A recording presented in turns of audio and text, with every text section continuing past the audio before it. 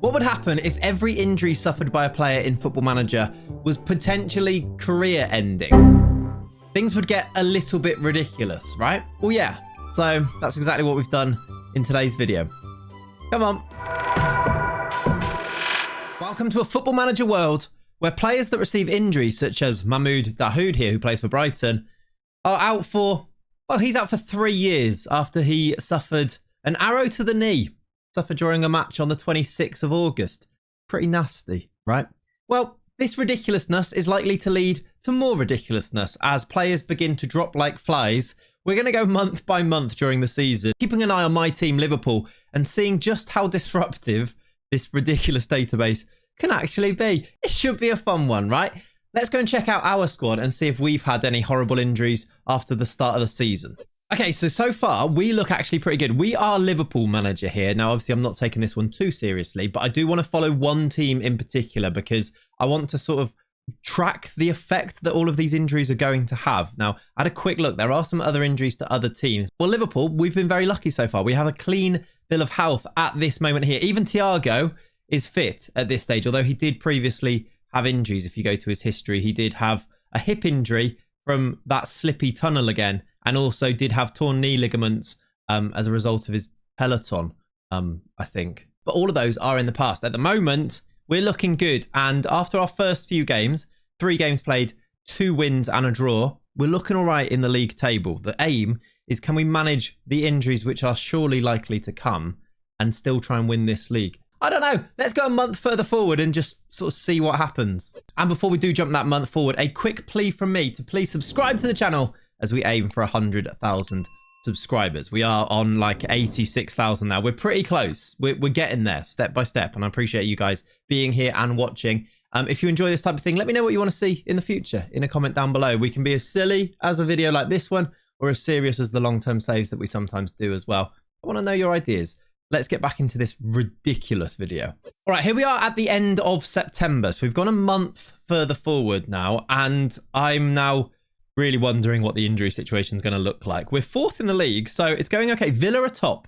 They've won all 6 of their games. Maybe they've had less injuries than other teams.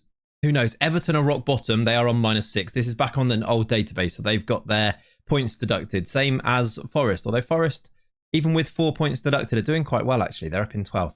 That's kind of what they're doing in real life, isn't it? Let's go see, though. Let's have a look at this squad and see whether we've had any injuries. Nunes, Gakpo, Jota, Jones, Thiago, Endo. At the moment, it looks... Okay, we've got injuries. Oh, my word. And look who they're to. Virgil van Dijk is currently injured, and I dread to think how long this is going to be for. He is injured with pulled ankle ligaments and is out for between 20 months and 2 years. We've lost Van Dijk. He's 32 as well. He's probably unlikely to come back from this, isn't he? Quite a simple injury. He's just pulled his ankle ligaments. He's out for 2 years. Okay, that's a blow. That's going to make us worse. It might even be more impactful than the other injury I can see. Only 2 injuries so far, but it's Van Dijk and Mo Salah. Salah is out for, please be short, please be short. Okay, he's broken his foot and he's out for, again, 2 years. We've lost Salah. He's 31, so that might be a career ender. The way that I did this, by the way, is that I went to all of the injuries and I just ramped them up to the maximum amount of time that you can be out. So we have players that are out for like 2 years. You can be out for like 3 years, 4 years even. Salah's out for 2 years with a broken foot. So if Salah and Van Dijk is not a great start for us, I kind of do want to go and see if other teams are having the same issues as us, or are they having more injuries? Okay, it could be worse. You could be Luton. Luton have 11 players currently injured, Chelsea with 10, and then... I mean, the bigger teams, Arsenal with 5. I mean, Jurrien Timber's out for Arsenal with really bad pain. And he's out for 2 to 3 years. Just, that seems really generic. It says he's receiving specialist treatment for a really bad general pain, sort of difficult to pinpoint exactly where it hurts most, but it's definitely annoying. Probably happened on that weekend in York, but honestly, who knows? Suffered in a 2-0 win against Hull. He's out for 2 to 3 years. Okay. That'll be a blow for Arsenal. He has struggled with injuries in the past, though, hasn't he, Jurrien Timber? I've actually just thought as well, players that are injury prone are way more likely to get these injuries, and then they may even come back after 2 years and be injured again for another 2 years. It sort of remains to be seen. But let's go another month and find out how we're impacted. Okay, actually, I sort of got carried away a little bit. It's now the end of December, so I went 2-3 more months further forward. We are doing okay. We're holding up after the first about half of the season here. We're third in the league. United are now top. We're only 2 points off them, though, and we've got a game in hand. We're still in a title race here. But the injuries, let me tell you, have got a bit more ridiculous. If I do a quick pick, we now don't have a right back. We also don't have a centre back, which means we either are going to have... I mean, look how many injuries there are. They've started to drop like flies. And we're not the only team. This is only going to get more and more ridiculous as time goes on. If you do a quick pick, the assistant manager picks Andy Robertson to play left wing. And like I said, no right back, no centre back. Simicast has to play at left back. These are the injuries. They are a bit outrageous. Trent, we've lost him. He's gone down with a broken wrist. You know why? I'm not really sure I do know why. He's out for 2 years anyway, which is a shame. This guy here, by the way, one of the busiest men in football. I suppose all the physios are very busy, but Lee Nobes, we are putting him to work here with all of these injuries. Gravenberch is out. He's got a cartwheel-inflicted damaged kneecap. It can happen, to be fair. You've got to be very careful with those. Thiago did succumb to injury eventually. He's got a damaged Achilles tendon. That's actually not that funny, is it? That's literally just a bad injury. That might actually have nothing to do with the database either, to be fair, with Thiago. He did get injured twice when exiting the tunnel, though. Hurt his hip twice, slipping. They need to sort out that tunnel. It seems a bit too... Hang on a minute. He tore his knee ligaments for trying to super speed on his peloton. He had it coming himself then. It's his own fault, isn't it? Anyway, Thiago, the most injury-prone player in the world, is injured, as probably expected. Luis Diaz, what's he done? Broken his foot. He's out for 2 years. Diogo Jota, again, very injured. He's out for between 22 months and 25 months for bruised ribs through excessive laughing at Chris MD but shorter clips, which happened during a 6-0 win over Wolves as well. So just so many questions for just how specific that injury actually is. Okay. I suppose we should check in with how the other teams in the league are suffering too. Are we even the most injured team at this stage? No, Brighton have got 18 injuries. 3 years all the way down to 2 to 4 months. He's got off lightly there as Evan Ferguson. 3 years. Jack Hinshelwood is out injured with nothing. Just literally nothing. Out for 3 years. That seems... okay. Fraser Forster, their goalkeeper, has broken his hand from high-fiving. And then another arrow to the knee there for Japhet Tandanga. Hang on a minute. Radu Dragashin of Spurs is out for 22 months to 25 months for golf. It just says golf. He's receiving specialist treatment for golf. Suffered in training. What does that even mean? I mean, Emerson Royale's got a hangover and is out for 2 years. I think I've just seen the worst one of the lot as well. Ben Chilwell at Chelsea is out for 2 to 3 years for wanting to watch Super Sunday. I mean... Specialist treatment for wanting to watch Super Sunday at home suffered during Chelsea's 2-1 defeat by Luton. He's out for 2 to 3 years. That would be a really annoying way to lose one of your players, wouldn't it? Okay, let's continue and see how the rest of this season is going to go. This is getting ridiculous. I actually just want to check as well. We just saw that Brighton Spurs had loads of injuries. What does their tactic even look like right now with who's playing where?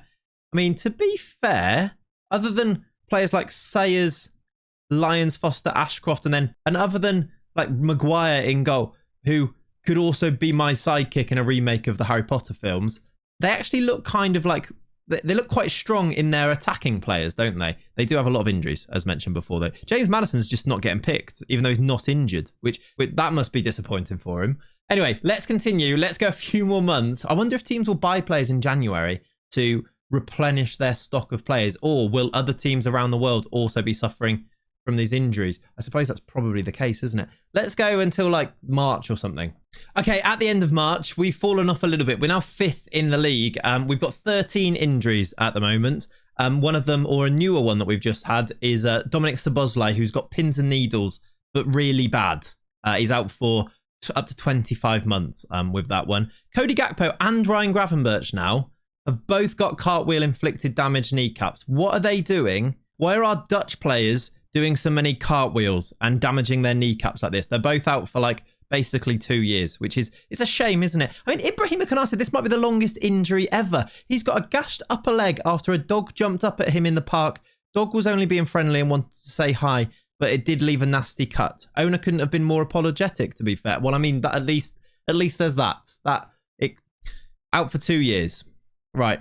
Like I say, it has had an effect on our title challenge. We've now dropped down to 5th. We've lost 7 games. It's Villa have kept up the charge, actually. They're in second. They could actually still win the league from there. It's Burnley, Wolves and Sheffield United currently in the bottom 3. How are these injuries affecting other teams? Are we, oh my word, Spurs now got 26 injuries. 26 injuries. Their team must be completely empty. James Maddison did add himself to that list after he just wasn't getting picked before. He's also damaged his kneecap from cartwheeling, I assume with Ryan Gravenberch and Cody Gakpo. Brennan Johnson's out for 2 years with FM addiction, something we can all relate to. But interesting that that's an actual injury in the game. Also, most recent, I think it's most recent at the top, Manor Solomon has broken his lower arm after locking himself out and trying to climb in.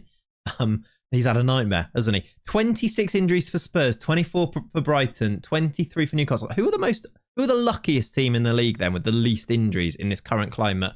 It's Villa. And I suppose no surprise then that they are challenging at the top of the league because they've got more players to call upon. Only 8 injuries. And I suppose actually some of these aren't necessarily starters either, like Robin Olsen and Courtney House. And they have lost Ollie Watkins and their goalkeeper Martinez, who forgot the rules of football and is out for 2 years.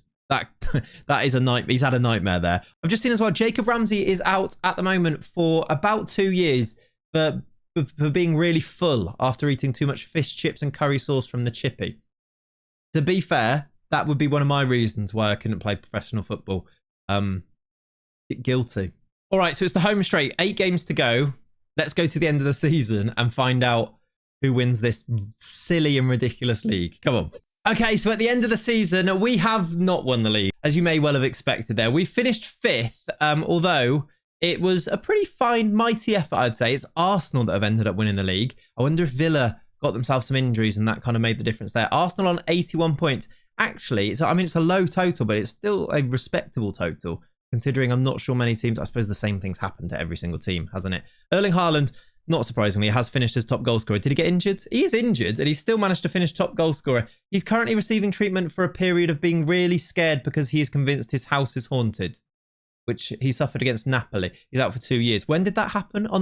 In April. I mean, towards the end of the season. They've got lucky there. He still scored 25 goals before that. Darwin Nunez got 16 goals and isn't injured. We managed to have him for the entire season. Arsenal, United, Villa did finish 3rd. Sheffield United, Wolves and Burnley relegated. I mean, this report here is quite interesting. These are all the players that got injured over the season. The longest period out, of course, we haven't had the whole time. Like, some of these will still be injured. I mean, they are. They've still got red injuries, look. But Pitaluga missed 13 months. Sepp Vandenberg, I mean, first team players-wise, Mo Salah has missed 8 months with his broken foot. And Van Dijk with his 8 months with the pulled ankle ligaments. They were the first 2 that we saw, didn't we? Then Harvey Elliott, Jota, all the way down to our cartwheeling Dutchman in Ryan Gravenberch and Cody Gakpo a little bit further down. To really underline how much of an impact this has had, I just tried to pick the team. And this is the best that I could come up with for the first team squad. There's 10 players that are fit and not injured, and I tried to fit them into a team. I mean, it includes Matteo Retacchio as well, and Adrian playing centre back.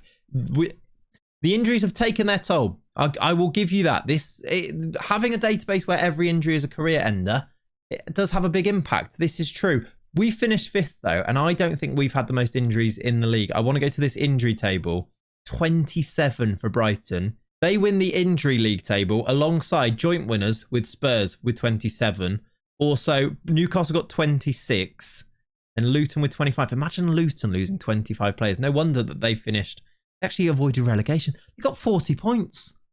Even though they lost 26 of their players, and they were, I mean, barely Premier League quality anyway, weren't they? 25 of their players. 21 injuries for Man City, including Edison was out for 14 to 17 months after he stubbed his finger from that Rounders game. I don't know what that necessarily means. It was a stubbed finger playing Rounders with Phil Brown and his family.